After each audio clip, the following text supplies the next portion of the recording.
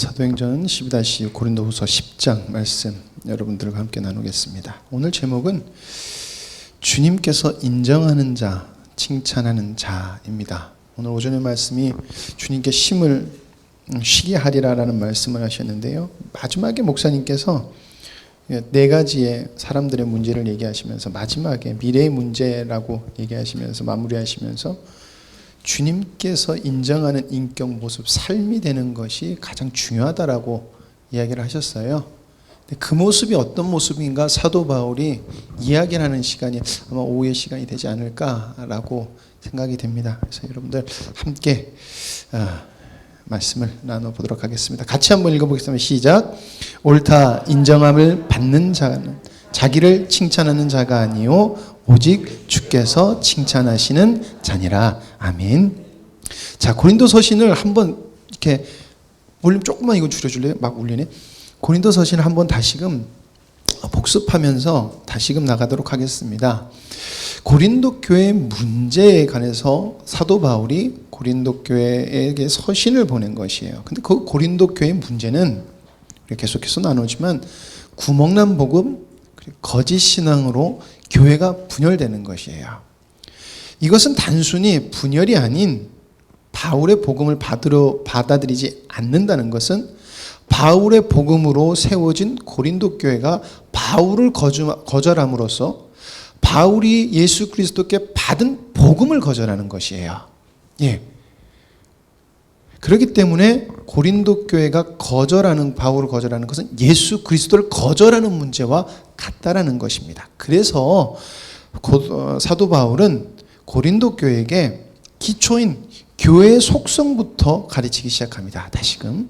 그리고 삼위일체 하나님과 연합의 질서, 그 안에서 교회. 그리고 그 교회가 어떻게 서나가야 되는지, 그래서 교회와 불강력적인 그리스도의 사랑과 은혜의 관계에 대해서 이야기를 하고, 이것을 어떻게 너희들이 받았냐? 주 예수 그리스도의 십자가와 부활의 사건으로 너희들이 그 은혜를 받은 것이야. 이게 고린도 전서의 이야기인 것이에요. 그러니까 전서는 교회의 정체성, 교회의 속성에 대해서 이야기를 하는 것입니다. 그래서 이게 고린도 전서고요. 그래서 이제 서신을 보내고 문제가 해결됩니다. 결국 이것은 참된 교회의 모습의 회복이에요. 여러분, 문제가 있다가 문제가 교회 안에서 문제가 있어요. 왜냐하면 사람이 있는 곳이라서. 근데 문제가 해결되면 그냥 문제가 해결됐네 라고 해결된 것을 봐야 되는 것이 아니라 어떠한 모습으로 해결됐는가가 중요한 것이에요. 여러분, 말 그대로 안 좋은 모습으로 해결되는 걸 수도 있어요. 악한 길로 선택할 수도 있어요. 그러나 그러기 때문에 우리는 반드시 어떠한 모습으로 해결됐느냐라는 것을 바라봐야 된다는 것이에요. 자, 그래서 이제 기쁜 마음으로 해결된 그 문제가 해결된 고린도 교회에게 서신을 보내요. 그게 바로 고린도 후서예요. 고린도 교회 후서는 참된 교회의 회복의 모습에 이어서 무엇을 말하냐면은 바로 교회를 세워지게 한 하나님의 언약에 대해서 이야기하는 거예요. 언약과 그 언약 백성의 모습이에요. 그래서 새 언약 백성 그리고 새 백성의 모습에 대해서 이야기를 하면서 교회의 한 사람 한 사람의 모습이 어떠한 모습이어야 되는 건지 사도 바울은 이야기를 하고 있고, 그것이 연합되는 것이 교회다, 그리스도의 몸이다, 지체다, 유기적 공동체다라는 것을 이야기를 하는 것이에요. 그래서 1장에서 우리가 7장까지는 무엇을 나누냐면은 고린도 교회와 바울과의 화해에 대해서 나눴습니다. 그냥 화해한 게 아니라 그 화해의 모습을 나누고 있는데, 첫 번째가 그리스도의 고난에 동참한 것에 대해서 이야기하고 있어요. 여러분, 우리는 그리스도의 고난에 동참해야 되는 자인 줄 믿습니다. 여러분, 우리가 오전에 오전 말씀이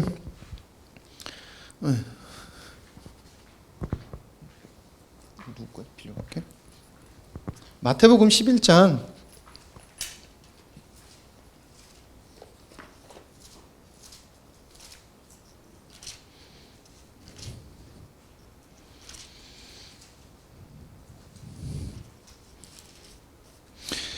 '수고하고 무거운 짐진 자들 다 내게로 오라. 내가 너희를 쉬게 하리라.' 내 마음이 온유하고 겸손하니 나의 멍에를 메고 내게 배우라. 그리하면 너희 마음이 쉼을 얻으리니. 여러분, 예수님께서 어디에 동참시키세요? 당신이 가셨던 그 고난, 그리스도의 십자가의 고난에 동참시키시는 거예요. 근데 그게 뭐다? 온유하고 겸손한 거라고 말씀하시는 거예요. 그러니까 여러분, 우리 그리스도의 고난에 동참한다는 것은 나쁜 일에 동참하는 것이 아니라 예수 그리스도께서 낮아지고 겸손하시고 사랑으로 당신이 품으심으로 온유함으로 하나님의 사랑을 나타내신 것이 여러분 그리스도의 고난에 동참하는 것이에요. 많은 사람들이 그리스도에 동참하자 그러면은 파이팅 도처하는 것 같아요. 그래, 우리 고난에 동참하자. 이게 아니라 그리스도의 모습을 담는 거예요. 그러면 그 안에 감추어둔 그리스도의 온유와 겸손이 너희들을 이끌 것이야 라는 것이에요. 그 안에 평화가 있다라는 것입니다. 그래서 그 안에 나타나는 게 뭐냐? 바로 그리스도의 사랑과 향기가 나타날 것이라는 것입니다. 그리고 그리스도인에게서 그리스도 하나님의 영광이 또한 나타날 것이다 라는 것이에요. 근데 그 영광은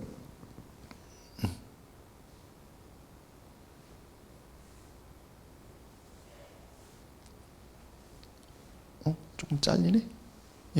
그 영광의 근원은 역설적인 신앙이라는 거예요. 예수님이 가장 낮고 가장 비참하게 계셨지만은 뭐가 일어났다? 하나님의 뜻이 이루어졌다는 거예요. 예수라는 존재가 죽어짐으로 말미암아 하나님의 온전하심이 드러나고 하나님이 사랑이 이 땅에 나타난 바가 되었다는 것이에요. 이게 고린도 교회가 지금 사도 바울하고 화해해서 하나가 된 해결된 모습을 보여주고 있는 것이에요. 그러니까 교회의 모습이 아까 그랬잖아요. 처음에 고린도 교회가 사도 바울이 전한 그 복음을 거절한 것인데 그 복음에 다시금 돌아왔다는 것입니다. 그래서 사도 바울이 그래서 다음으로 넘어간 것이 바로 구제에 가는 것이었어요. 그래서 제가 지난주에 구제에 관해서 말씀을 드린 것입니다. 자, 여러분, 구제라는 것은 단순히 돕는 것이 아니라 그랬어요. 구제는 바른 신앙으로 인해서 참된 신앙 그리고 참된 새 백성의 모습으로 인해서 하나님의 나라의 모습과 그 원리가 이 땅에서 실현되는 거예요. 그 역설적 신앙으로. 그래서 사도 바울이 제가 지난주에 첫 번째 말씀드렸던 게 사도 바울이 내가 이제 너희를 신뢰할 수 있다라고 이야기를 한 거예요. 뭘 신뢰했다는 거예요? 너희 모습 속에서 그리스도로 인한 내가 가르쳤던 그 복음이 다 너희에게서 이제는 회복되었다. 그래서 나는 너희들을 신뢰할 수 있다라고 말하는 것이에요. 자, 그리고 나서 이제 다시금 마지막으로 뭐가 중요한지 마지막 권면하는 게 10장에서 13장까지예요. 그리고 그 내용은 이렇습니다. 새 백성의 생명의 원리로서 인한 신앙이에요. 여러분, 우리는 생명 원리 신앙으로 살아가야 돼요. 생명의 원리로 살아가야 된다는 것이에요. 여러분, 심장이 뛰어! 그런다고 뛰지 않아요. 여러분도 열심히 달리면요, 심장은 알아서 열심히 뛰어요. 그렇죠? 근데 열심히 뛰는데 심장이 안 뛰면 심장이 망가진 거예요. 예. 생명의 원리는 반드시 원인이 있으면 결과가 있어요. 바른 길을 가면은 바른 답이 나오게 돼 있어요. 근데 바른 답이 나오지 않는다? 잘못됐다는 것이에요. 그래서 다시 한 번 더 사도 바울은 바른 신앙이 무엇인가라고 해서 생명의 신앙을 이야기하고 있는 것입니다. 그래서 사도 바울은 자기가 참된 사도인 것을 다시 강조해요. 고린도 교회는 결국엔 사도 바울과 거짓 지도자 사이에서 누가 참된 지도자인가라는 문제를 가지고 다퉜던 문제가 발전된 거예요. 그래서 거짓 사도들에게 사로잡힌 사람들은 그 화려함을 보고 그 사람들을 추구했던 것이고, 그래도 말씀에 따라 속해 살았던 자들은 바울을 지지했던 거예요. 이 문제인 거예요. 자, 그래서 그리고 또 이 문제가 해결됐음에도 불구하고 아직도 고린도 교회에 바울을 의심하는 자들이 여전히 조금 남아 있었어요. 그래서 그들에게 다시 한 번 더 권면하는 거기도 해요. 자, 그래서 사도 바울은 이렇게 얘기합니다. 거짓 지도자들의 특징이 뭐냐? 바로 화려함이라는 것입니다. 화려함. 그러나 나의 특징은 뭔 줄 아냐? 초라함이다라는 겁니다. 반대라는 것이에요. 근데 그것이 너희들은 그거 아냐?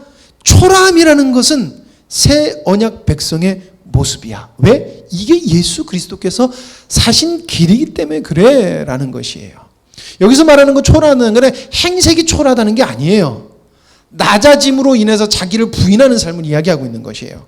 자, 거짓 지도자의 모습은 뭐냐? 봐라. 저것은 세상이 기준이 된 거고 육신으로 사는 것을 보여주는 것이야 라는 거예요. 어디서도? 교회에서도 그렇게 살아가는 자들이 있어. 그것이 옳다라고 이끌어가는 자들이 있다라는 것입니다. 그래서 이 두 모습을 서로 상반되게 보여주고 특징을 말해주는 것이에요. 자, 그래서 사도 바울은 이 초라함을 가지고 자신의 초라함, 부족함 속에 역설적으로 나타난 하나님의 열매들을 보고 하나님을 발견해야 된다는 것이에요. 예. 이게 우리가 보여줘야 될 거기도 하는 거예요. 그래서 총 10가지를 스토리로 이야기를 해요. 예, 스토리로 얘기하면 제가 10가지로 정해봤어요. 첫 번째는 인간의 연약함입니다. 사도 바울이 자기를 이렇게 소개해요. 만났을 때 유순하고 편지로는 담대함이라 그래요. 제가 이거를 놓고 할 때 사도 바울이 말을 참 못하는 사람이었을 거다라고 보시는 분들이 되게 많더라고요. 사도 바울이. 왜냐하면 2번이나 고린도 교회를 해결하기 위해서 2번이나 방문했는데 성과가 없었어요. 근데 서신을 보냈는데 그것은 성과가 있었어요. 그래서 사도 바울이 아무래도 말을 잘 못하는 사람이었던가 보다 그래요. 근데 그게 근거로 이걸 또 내시더라고요. 만났을 땐 유순하고 편지로는 담대하게. 예. 근데 사도 바울이 이 모습을 뭐라고 얘기하냐면은 인간적으로 보면은 너희들이 나를 봤을 때 우유부단하다고 볼 수도 있겠다라고 이야기를 하는 거예요. 만났을 때는 상처될까봐, 저 사람이 혹시나 마음이 상할까봐 유순하게 하는 거예요. 마음이 이게 막 말하지 못하는 거예요. 그러나 편지로서는 강하게 하니까 저 사람 뭐야? 있을 때는 저 가만히 있더니 왜 다시 돌아가가지고 왜 이렇게 편지를 강하게 써? 우유부단하게 볼 수 있다라는 것을 이야기해요. 그리고 외적인 모습을 지금 내 모습 봤을 때 아주 잘 나간다고 하는 아주 화려한 지도자보다 내 모습이 너무 초라하잖아. 이 얘기를 해요. 그러면서 사도 바울이 뭘 발견해야 되냐라고 말하면 바로 자신 속에 있는 진정한 사도성을 발견해야 된다는 거예요. 무엇을 통해서? 사도 바울이 전하는 복음을 통해서. 예수 그리스도가 이루신 삶과 나의 삶을 한번 비교해봐라.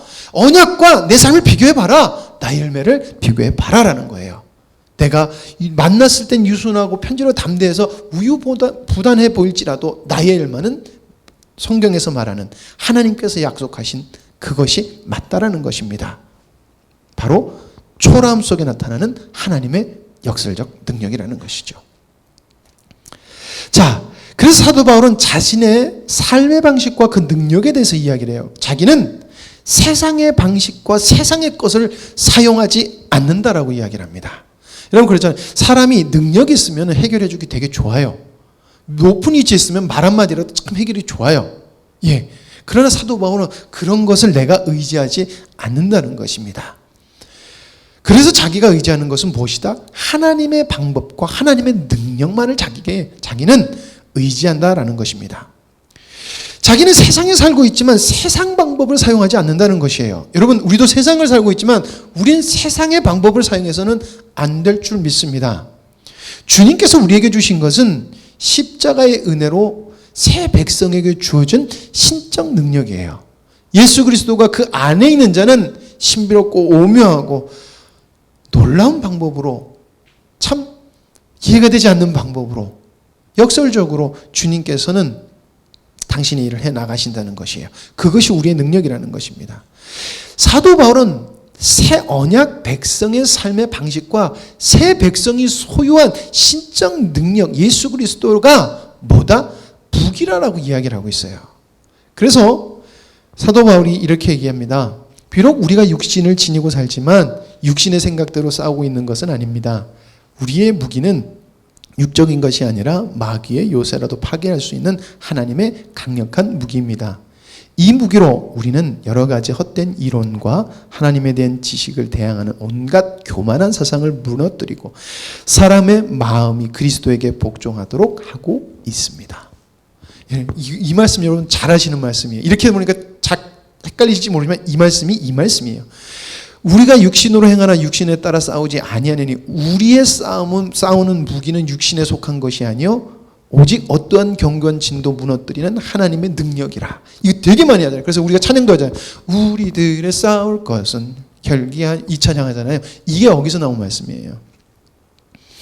오직 견고한 진도 무너뜨리는 하나님의 능력이라. 모든 이론을 무너뜨리며 하나님 아는 것을 대적하여 높아진 것을 다 무너뜨리고 모든 생각을 사로잡아 그리스도께 복종하게 하나니라는 것이에요.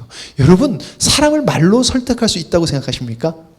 사람 말로 설득하는 것 불가능한 것 같아요.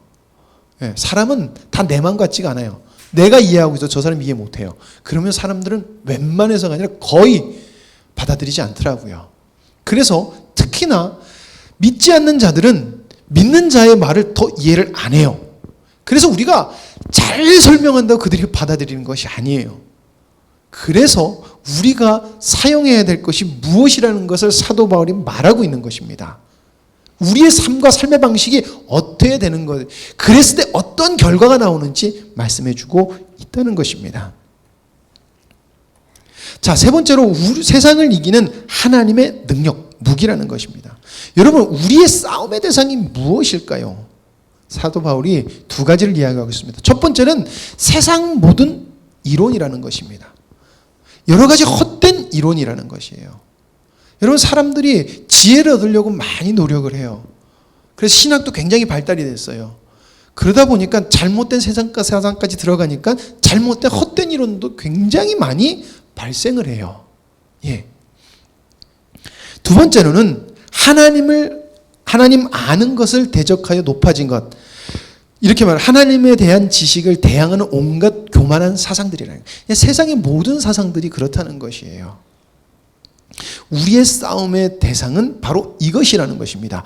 여기서 우리를 육체적으로 핍박하는 그 핍박도 여기서 발생이 되는 것이에요. 근데 말 그대로 세상 이론을 가진 사람들을 우리가 어떻게 설득하여 해결할 수 있냐는 거예요. 그것은 오직 하나님의 능력 외에는 안 된다는 것입니다. 그리고 하나님의 능력은 하나님의 지혜인 역설적인 신앙, 예수 그리스도를 통하여 보이신 역설적 신앙이라는 것이에요. 그리고 이것을 표현하기를 오묘하고 신비롭다는 것입니다. 왜? 인간이 이해할 수 없기 때문에. 자, 이런 신앙으로 가면은 하나님께서 어떻게 얘기해 주시겠냐?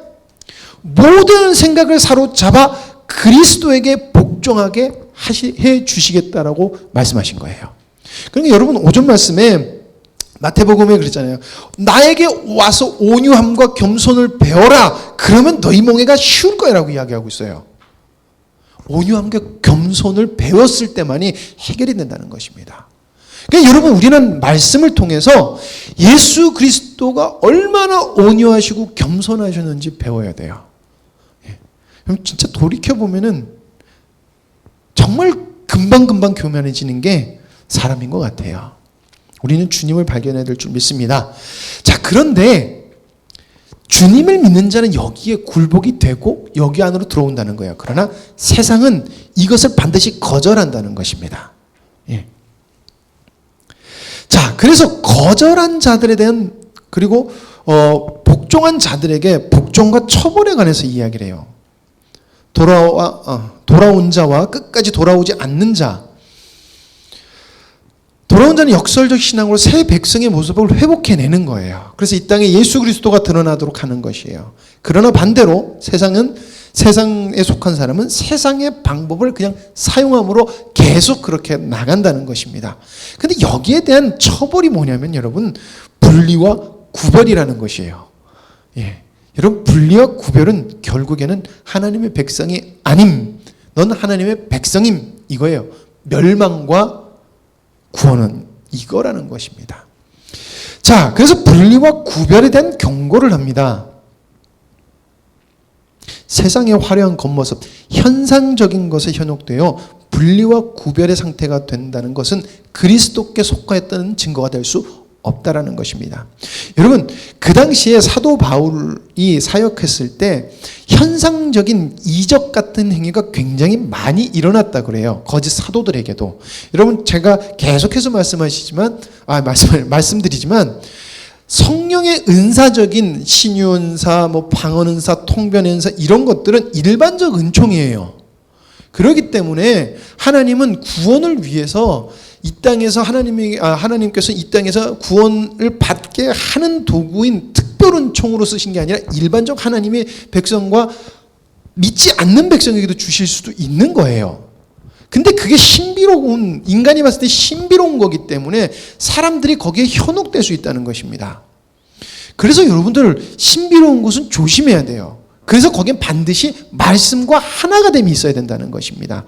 근데 거짓 사도들에게서 화려한 것이 많이 나타났다는 것이에요. 그러니까 그것이 화려한 것을 보고 저 사람도 하나님이 역사하네 그러면서 그 안에서 나와야 되는 진짜 예수 그리스도로 인한 새 백성의 모습이 나와야 되는데 그걸 보지 않고 화려한 것만 봤다는 것이에요. 그래서 여러분들 화려한 것을 보시고 현혹되시면 큰일 납니다. 망할 수가 있어요. 자, 그래서 그리스도께 속하였다는 증거는 사도 바울이 말한 복음이 진정한 복음인지 아는 것과 그 복음의 열매, 역설적인 신앙의 열매가 나타나는 것이에요. 그래서 여러분, 행동과 그 열매의 근원이 무엇인지 말해주는 것이 결국엔 복종과 처벌의 이야기이기도 하다는 것입니다. 그 사람이 무엇을 추구하고 있냐가 저 사람이 망하는 길로 가고 있는 것이고 구원의 길로 가고 있는 것이구나 라는 것을 여러분들이 볼 수 있어야 된다는 것이에요.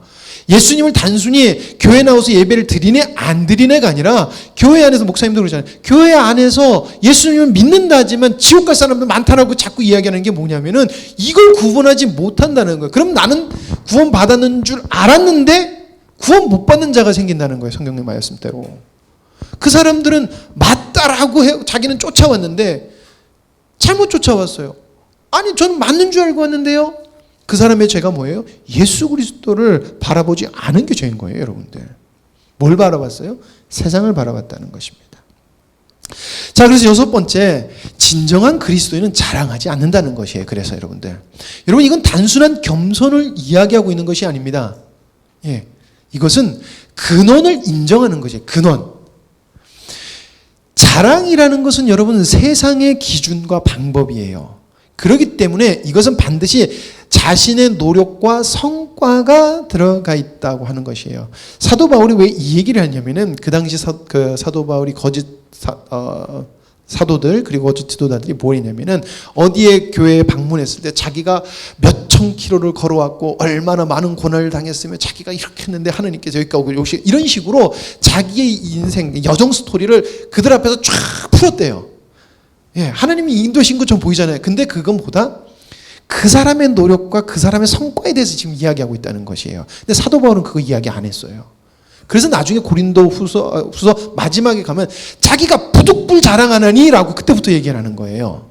사도 바울은 얘기하지 않았다는 거예요. 그러면서 주님이 주시는 자랑할 수 있는 그리스도인이 자랑할 수 있는 범위에 대해서 얘기해요. 뭐냐면은 사역 속에서 드러나는 예수 그리스도라는 거예요.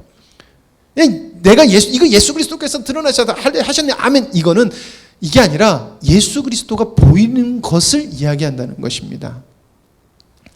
그것은 무엇입니까? 하나님의 지혜, 역설적 신앙으로 인해서 오묘하고 신비로운 일들로 행하신 주님이 드러나는 것이에요. 여러분, 우리는 여러분들이 직장에 돌아가셔서 저 사람이 사는 것은 참 엉뚱하고 나 이해가 안 가는데 저 사람은 참 신기하네.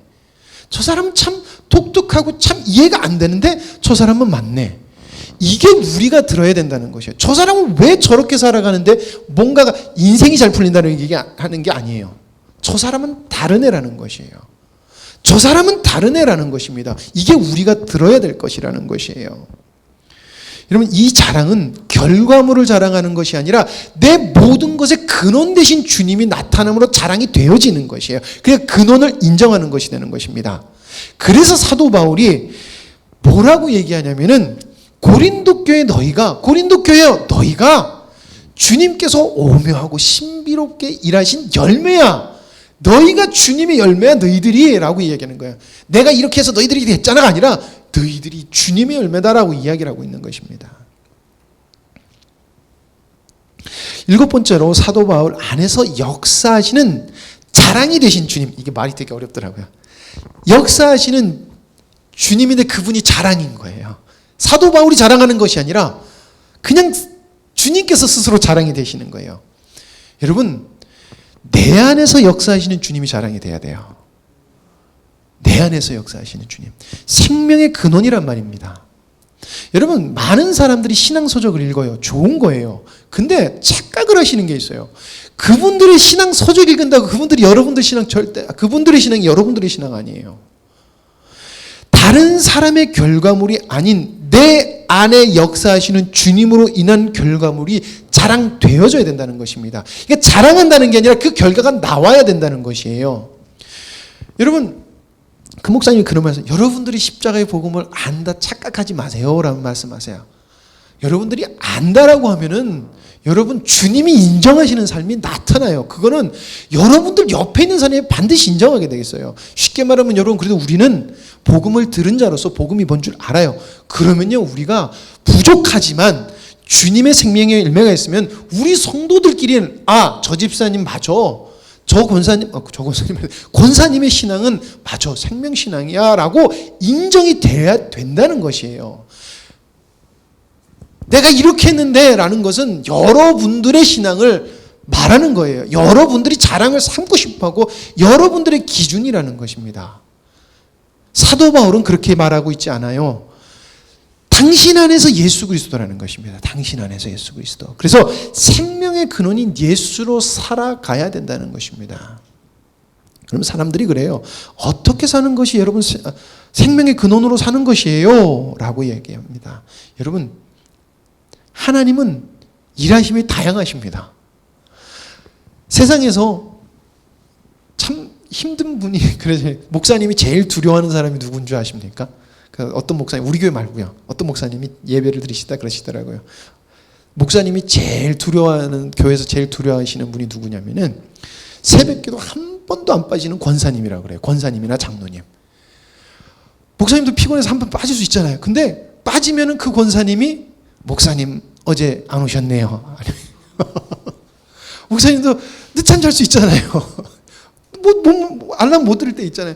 부담이 되시는 거예요. 당신이 매주 안 빠지니까 매주 빠지는 사람은 나보다 못난 사람. 그건 틀렸어요. 하나님은 다양한 은혜를 주셔서 내가 잘 섬길 수 있는 것이 있고 저 사람이 잘 섬길 수 있는 게 있고 그런 것이 있어요. 그러면은 그렇잖아요. 좀 빗대서 얘기하면 우리 목사님 피곤해서 하나님 우리 목사님에게 강권한 허락해 주시오. 얼마나 은혜가 돼요. 목사님 빠지셨네요. 피곤하셨나 보네요. 농담이지만 여러분, 하나님은 일하심이 다양해요. 그러니까 내가 이룬 것이 다가 아니라는 것입니다. 제가 자꾸 얘기하지만 그 안에 주님이 있는가 없는가를 발견해야 되는 것이에요. 없었을 때 우리가 권면하고 그 모습이 아닙니다라고 할 수 있지만 주님이 있다면 그 안에서 발견되신 주님이 어떻게 하나님이 그에게 지혜를 주사 그 삶의 방식대로 역설적 신앙을 나타나게 하기를 우리는 바라고 있어야 된다는 것이에요.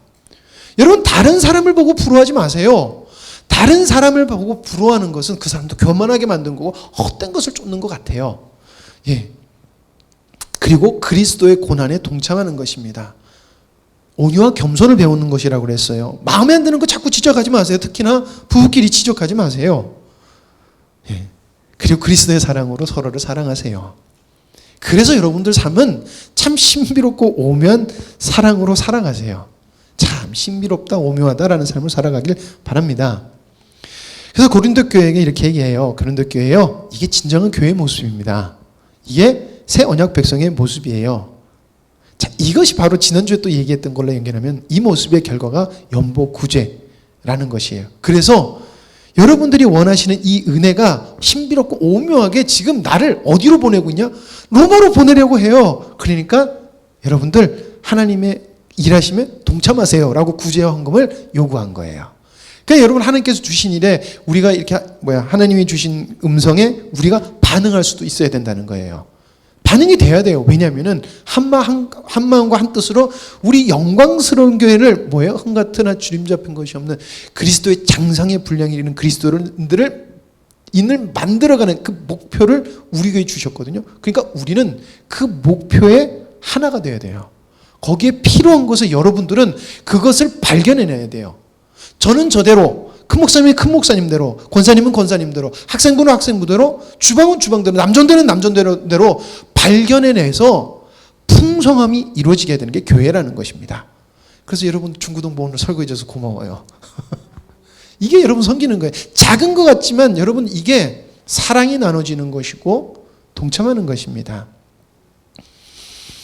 자, 그래서 사도 바울은 거짓 신앙의 모습과 참미를 비교하는데 먼저 거짓 신앙의 모습입니다.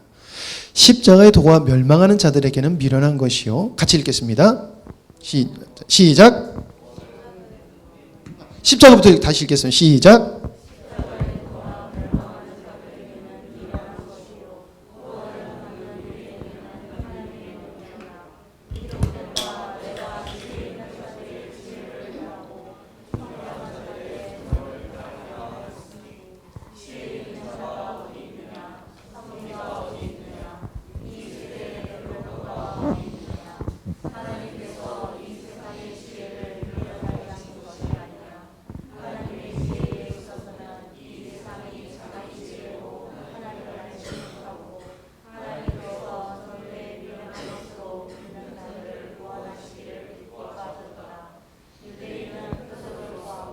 헬라인은 지혜를 찾으나 우리는 십자가에 못 박힌 그리스도를 전하니 유대인에게는 꺼리는 것이요 이방인에게는 미련한 것이로되 오직 부르심을 받은 자들에게는 유대인이나 헬라인이나 그리스도는 하나님의 능력이요 하나님의 지혜니라.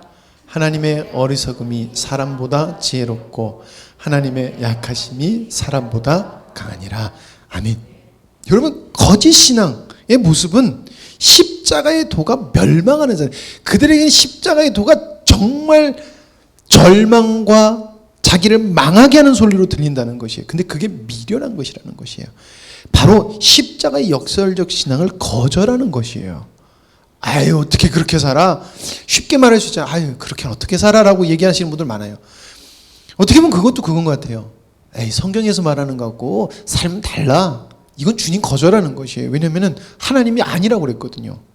그러니까 우린 반드시 그게 맞다라는 것을 찾아내야 돼요. 몰라요? 그럼 기도해서도 찾아내야 되고 어떻게 해서든 찾아야 돼요. 근데 하나님은 분명히 찾는 자에게 주시겠다 약속하셨어요.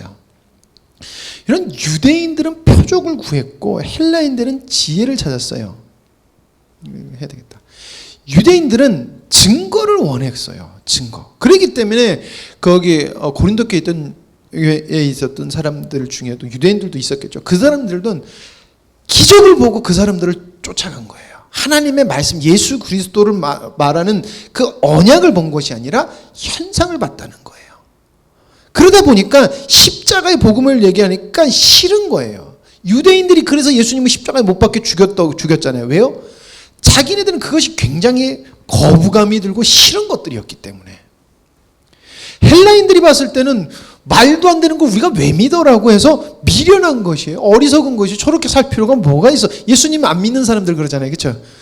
제 친구가 한번 저번에 놀러 갔는데 굉장히 오래된 얘기인데 지들끼리 술을 한 잔씩 하고 있더라고요. 근데 오래간만에 거기 갔는데 하는 말이 거기 친구의 아내가 되는 그 자매가 저한테 저기요. 근데 술 안 마시면 심심해서 어떻게 사세요? 그러더라고요.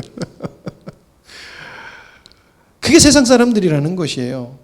그래서 저 예수님 믿는 사람은 왜 이렇게 미련하고 이렇게 재미없게 살아? 이해가 안 된다는 것이에요. 근데 이게 맞다는 것이에요. 누구에게는 주님을 모르는 자는 이게 당연한 것이라는 거예요. 자, 그러면 새 언약 백성의 모습, 증거는 무엇일까? 구원을 받은 자에게는 십자가의 도라는 것이 하나님의 능력이구나라는 것이 보이고 그것이 은혜로 다가온다는 것이에요. 그래서 그 신앙으로 살아가게끔 되는 것이 새언약 백성의 증거라는 것입니다. 예. 기록된 바 내가 지혜 있는 자들의 지혜를 멸하고 총명한 자들의 총명을 폐하리라 하였으니 이게 역설적 신앙이라는 것은 여러분들 약속이에요. 약속이라는 것입니다. 언제부터? 하나님이 창세전에부터 하나님의 작정을 하신 그때부터 태초에 하나님이 천지를 창조하셨느니라 그 순간부터 하나님은 이 언약을 거기서 담고 쭉 오시는 거예요. 그리고 그 완성이 어디예요? 주님이 오시는, 예수님이 다시금 재림하는 그때라는 것입니다. 그리고 이 모습은 고린도후서 10장 4절에서 5절 말씀이에요. 우리의 싸우는 무기는 육신에 속한 것이 아니요 오직 어떤 견고한 진도 무너뜨리는 하나님의 능력이라. 모든 이론을 무너뜨리며 하나님을 아는 것에 대적하여 높아진 것을 다 무너뜨리고 모든 생각을 사로잡아 그리스도께 복종하게 한다는 것이에요. 그냥 단순히 믿게 한다는 게 아니라 옛사람을 죽여버리고 예수께 복종하게 하는, 그래서 새언약 백성의 참 모습이 나오는 데까지 하는 것이 뭐다? 하나님의 복음, 십자가의 복음이라는 것이에요. 그래서 그게 보이니까 오직 부르심을 받은 자들에게는 유대인이나 헬라인이나 어느 민족을 떠나서 그리스도는 하나님의 능력이고 하나님의 지혜라는 것이에요. 그 고백이 나올 수밖에 없다는 것이에요. 새 백성의 능력의 근원, 이건 여러분 우리의 능력의 근원인 것입니다.